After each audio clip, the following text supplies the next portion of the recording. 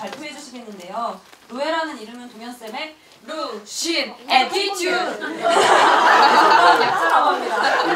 어떤 에티튜드를 보여주실지 기대가 되는데요. 그럼 루에조 나와주세요.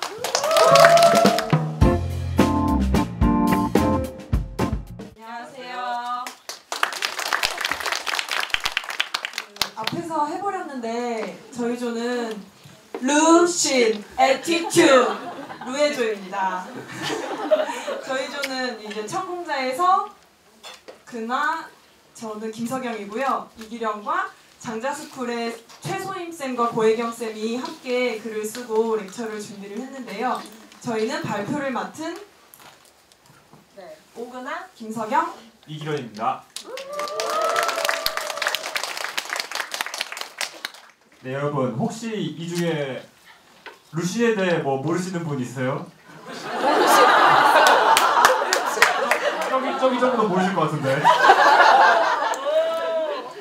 네, 하여튼 모르시는 분들을 위해 설명해드리자면 루시는 중국 근대에 살았던 지식인이었습니다. 그 시대 중국은 청나라가 몰락하고 일본과 여러 서양 열강들이 중국 땅에서 주인 노릇을 하던 시대였는데요. 루시는 바로 이 시기에 살았습니다.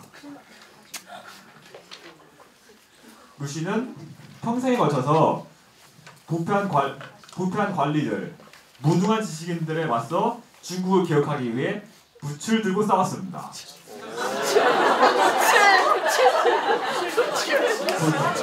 네, 그래서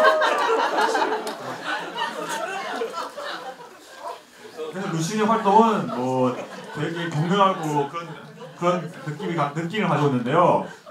그렇게 격렬한 루시도 청년들에게는 매우 살갑게 되었다고 합니다. 그는 평생에 걸쳐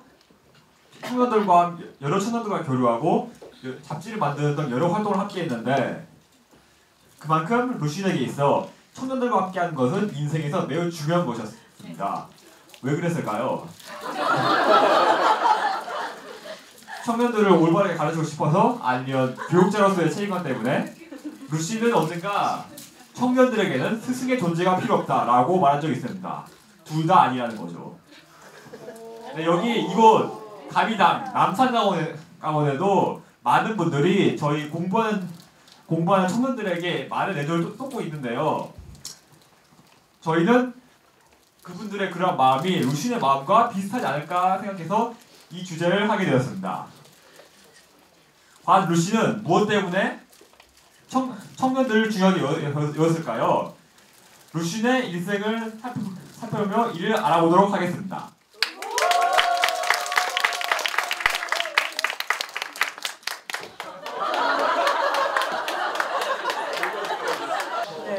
루신의 삶을 통해서 한번 청년들을 루신이 어떻게 생각했는지 루신의 삶을 통해서 한번 보도록 하겠습니다.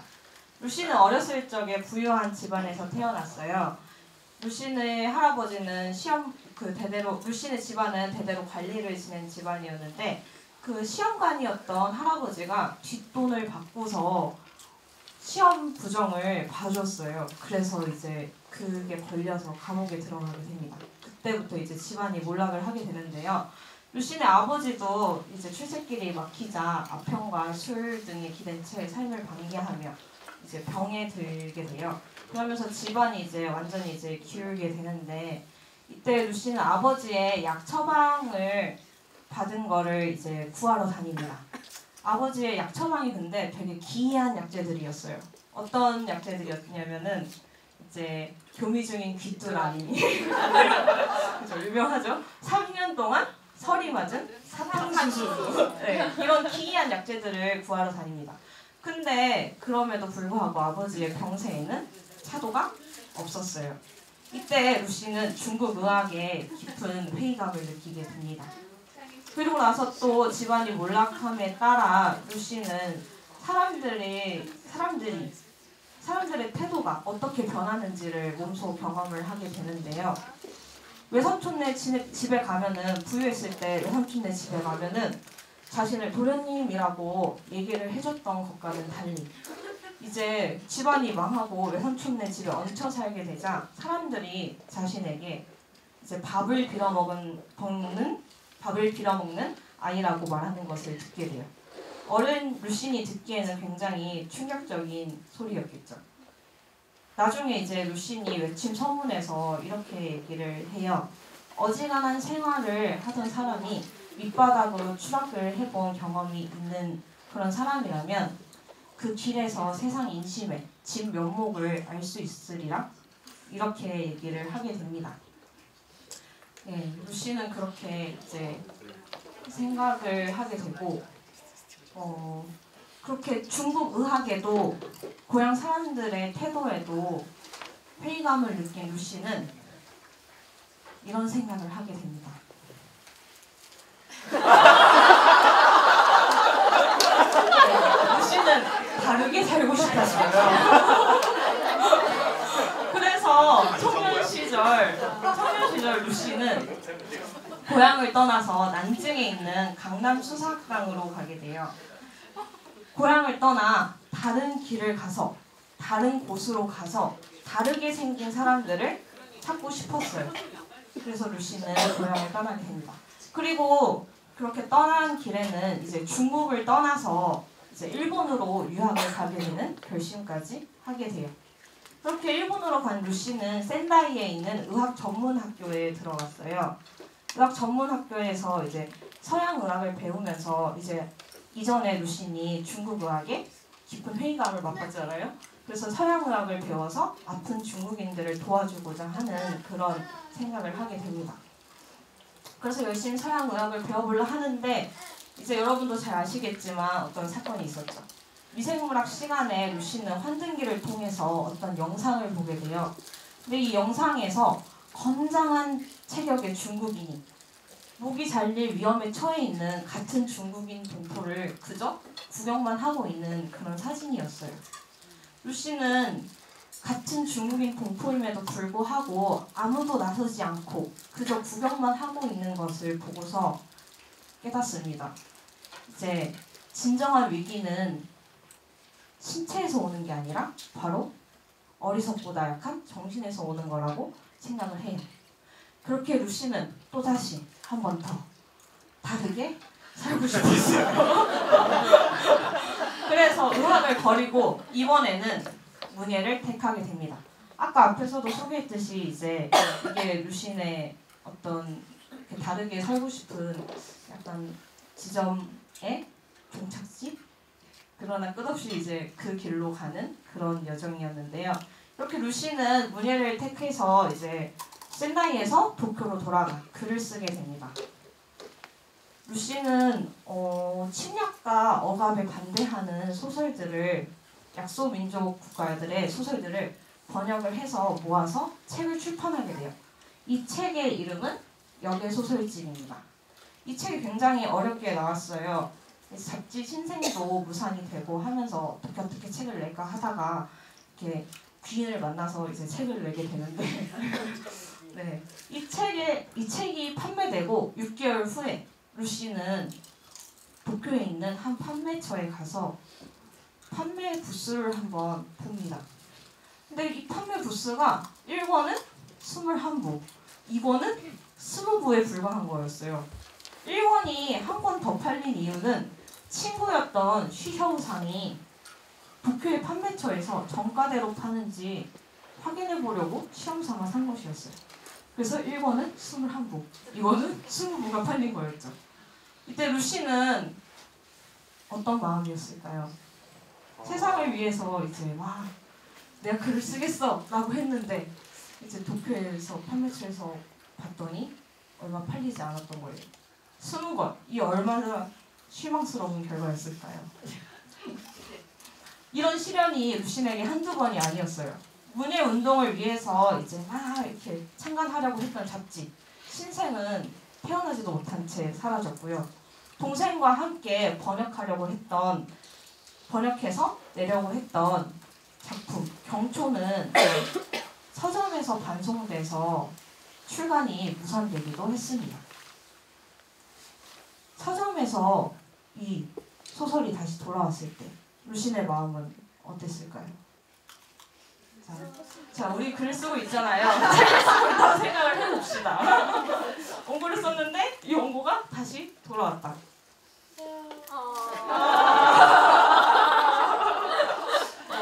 아직 글도 안 써본 저로서는 아직 그런 원고를 써보지 않은 저로서는 이제 이해할 수 없긴 하지만 루시는 책에서 이렇게 얘기를 해요. 처음 나간 전투에서 이제 부상을 당해서 병원으로 이송되어서 죽음을 기다리고 있는 그런 피해를 맛봤다고 합니다. 그랬어요. 네. 루신의 꿈은 이처럼 루신의 꿈은 아름다웠지만 그만큼 루신을 굉장히 힘들게 했습니다. 자신의 청년 시절이잖아요. 그죠? 청년 시절 자신의 외침에 아무런 메아리도 들을 수가 없었던 거예요. 네. 그래서 루시는 자신이 손을 들어 외치면 호응하는 자들이 구름처럼 몰려드는 그런 사람은 아니라는 걸 이때 알았다고 합니다. 그런 영웅은 아니었다는 거죠. 그렇지만 루시의 적막감은 떨쳐지지가 않았어요. 그래서 루시는 날마다 퇴근하고서 고소와 불경을 베끼면서 그런 절박감을 떨치려고 노력합니다. 그리고 자신이 세상을 바꿀 수 있으리라는 그런 희망도 품지 않겠다고 그런 다짐을 해요. 그렇지만 세상이 절대 바뀌지 않느냐, 그거는 루신조차 장담할 수는 없었어요. 그래서 루시는 다만 이제 다르게 살고 싶은, 이전과 같이 루시와 같이 다르게 살고 싶은 그런 사람들이 지치지 않도록 같이 소리를 내어서 이제 힘이 되어주고자 하는 생각을 하게 되는 거죠. 네. 과연 그들은 누구였을까요? 다르게 살고 싶은 사람들. 다음. 네, 청년 시절에 그런 아픈 사건들을 겪었기 때문인지 루시는 살아가는 내내 이제 청년들을 많이 도와주고 청년들과 많은 활동을 함께 했습니다. 그렇게 수많은 루신이 만난 청년 중에 오늘은 저희가 꽁주신이라는 청년과 루신이 만났던 이야기를 해드리려고 합니다.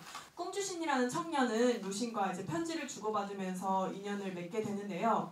그 청년은 우체국에서 일하면서 아주 바쁘고 힘든 와중에도 손에서 책을 놓지 않는 정말 보기 드문 청년이었습니다. 그 청년이 어느 날은 루신에게 자신이 쓴 소설과 함께 이제는 내가 일을 그만두고 좀 창작에 전념하고자 한다라는 메모를 남깁니다. 루신은 여기에 답장을 해야 했는데요. 엄청나게 고심을 합니다. 루시는 꽁주신이 왜 일을 그만두고 싶었는지는 아주 잘 이해를 했어요.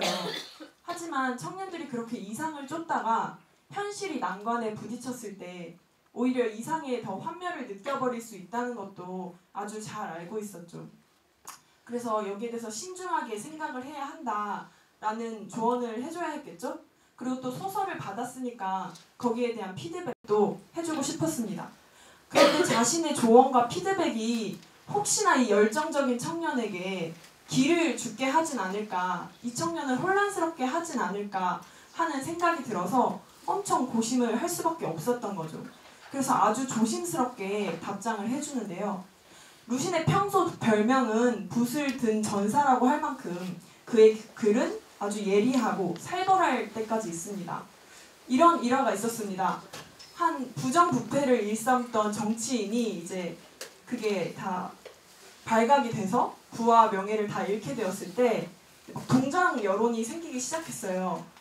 그런데 그 와중에 루신 혼자서 물에 빠진 개는 두들겨 패줘야 한다라는 아주 센 발언을 해서 주변 사람들을 경악하게 하기도 했는데요. 그런 루신이 왜 청년들에게만큼은 그렇게 살갑고 그렇게도 다정했을까요? 아마 루신은 청년들이 자신의 목소리를 내는 데 있어서 기가 죽지 않기를 아주 간절히 바랬던 것 같습니다. 그러던 어느 날 루신은 꽁주신으로부터 또 한 통의 편지를 받습니다. 그런데 이 편지를 읽고 루신은 적잖이 당황을 했는데요. 아까 꽁주신이 일을 그만두고 싶었다고 했잖아요. 이번에는 꽁주신이 루신에게 자신이 학교에서 일을 할 수 있도록 도와줄 수 있냐라는 편지를 보냅니다. 그러면서 이런 표현을 덧붙였습니다. 아, 우리 상부상조 합시다.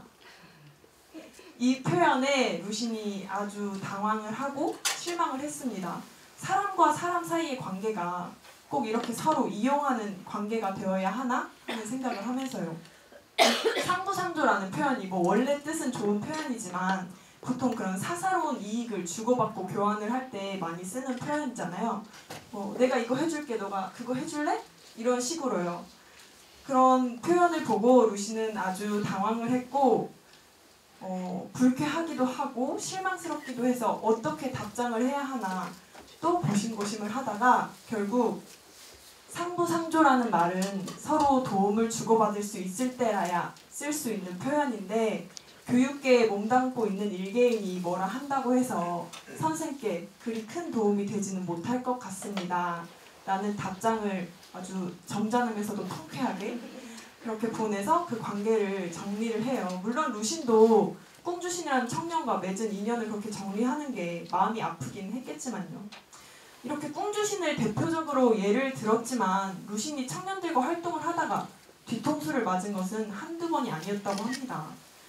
그런데 루시는 왜 죽을 때까지 청년들과 계속 인연을 맺고 계속 활동을 함께 했을까요?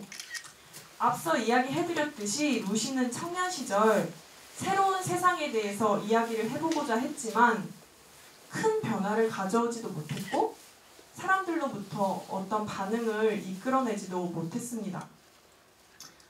하지만 그 절망감에 빠져서 한동안은 글을 쓰지 않기도 했지요.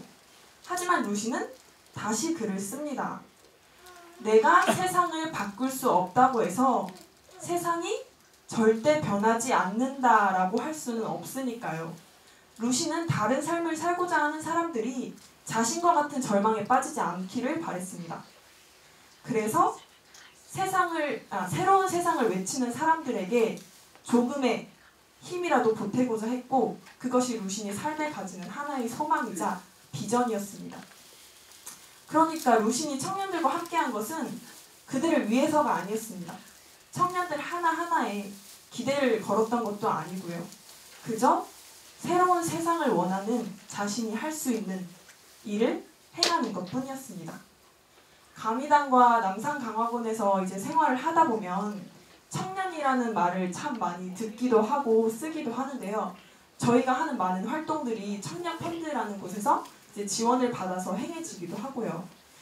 저희는 근데 그 말이 종종 불편할 때도 있었습니다. 청년이 뭔지도 모르는데 나는 청년인가? 청년은 뭐지? 청년은 착해야 하나? 말을 잘 들어야 하나? 이런 혼란스러움과 그런 혼란에서 이제 부담감도 생기기도 하고요. 그런데 루신의 마음을 들여다보니 청년이라는 말은 기존의 가치 체계와는 다른 생각을 하고자 하는, 다른 길을 내고자 하는 사람들을 일컫는 말인 것 같아요.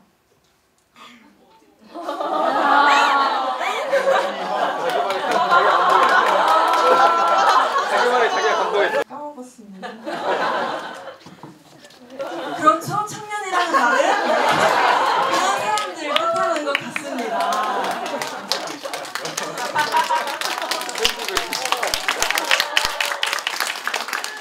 그렇다면 그런 마음들을 받고 있는 사람들이 가져야 할 태도는 착하고 말을 잘 듣는 것이 아니라 자기 스스로 사유하고 자신의 길을 내는 것이겠죠.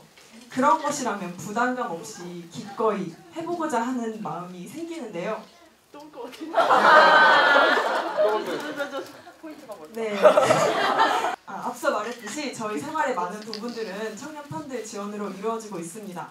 그래서 저희 조는 그런 고민을 했던 것 같아요. 저희 조의 청장 크로스는 루신의 마음을 통해서 저희가 그렇게 받은 힘들과 그것을 기반으로 이루어지는 삶이 어느 방향으로 흘러가야 할지를 정리해보는 시간이었습니다. 네, 감사합니다.